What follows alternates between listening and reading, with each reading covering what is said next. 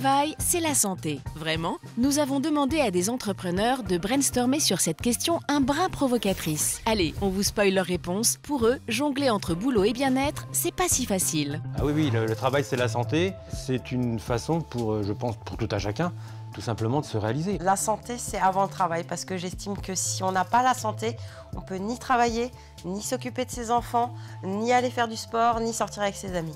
Est-ce que le travail, c'est la santé? Absolument pas. Par contre, le travail, c'est nécessaire dans la société dans laquelle on vit. Et trouver un travail qui nous plaît, pourquoi pas dans l'entrepreneuriat, ça fait quelque chose de sa journée. Donc le travail, c'est indispensable.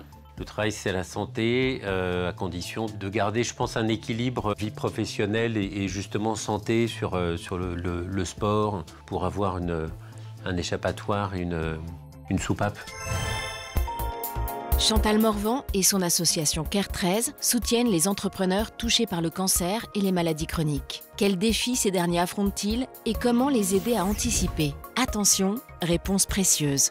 Le travail, c'est la santé, assurément, j'en suis profondément convaincue dès l'instant qu'il est pratiqué de façon raisonnable. Les principaux défis rencontrés par les entrepreneurs et les actifs atteints de maladies chroniques sont l'isolement, principalement l'isolement, car dans ces cas-là, on se cache un petit peu, les difficultés financières et bien évidemment, ce qui en découle, le renoncement aux soins. Les mesures de prévention efficaces que je recommande aux entrepreneurs atteints de maladies chroniques, c'est l'anticipation au maximum de cette situation. Une anticipation, c'est quoi? C'est prendre une prévoyance, une bonne prévoyance, réfléchie et analysée.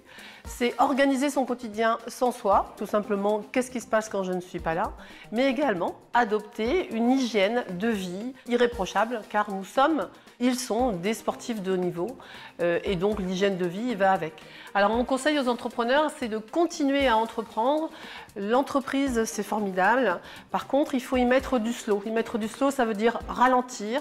Ce n'est pas une course de sprint, c'est une course de fond. Il faut préparer son sujet pour pouvoir aller très loin, s'arrêter quand il le faut et repartir systématiquement.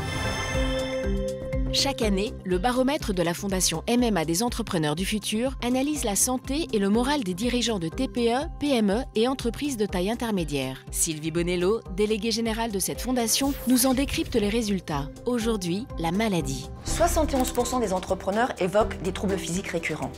Et 4% interrogés sont ou ont été touchés par une maladie longue. Plus des 3/4 d'entre eux, en situation de maladie longue, ont fait appel à une aide extérieure pour trouver des informations et des solutions d'accompagnement. Bien entendu, ce face-à-face avec la maladie a des conséquences. 44% des entrepreneurs ont craint pour l'avenir de leur entreprise à cause de leurs problèmes de santé et 21% ont constaté une baisse de leur chiffre d'affaires dans ce contexte. Le dirigeant reste un élément central de l'entreprise, jouant un rôle clé dans les décisions les plus stratégiques. L'organisation peut s'adapter en son absence, des talents peuvent se révéler, mais certaines décisions nécessiteront toujours son expertise et sa vision. Allez, on débriefe les points clés avant de se quitter. Le travail, c'est la santé. Les entrepreneurs disent oui, mais seulement en maintenant un équilibre entre vie pro et vie privée. Prévenez une maladie grave en prenant une bonne assurance prévoyance et en adoptant un mode de vie sain. Rappelez-vous que 4% des entrepreneurs sont touchés par une maladie longue. Pour en savoir plus et prendre soin de votre santé, rendez-vous sur le site de la Fondation MMA des entrepreneurs du futur, fondation-entrepreneur.mma. Prenez soin de vous.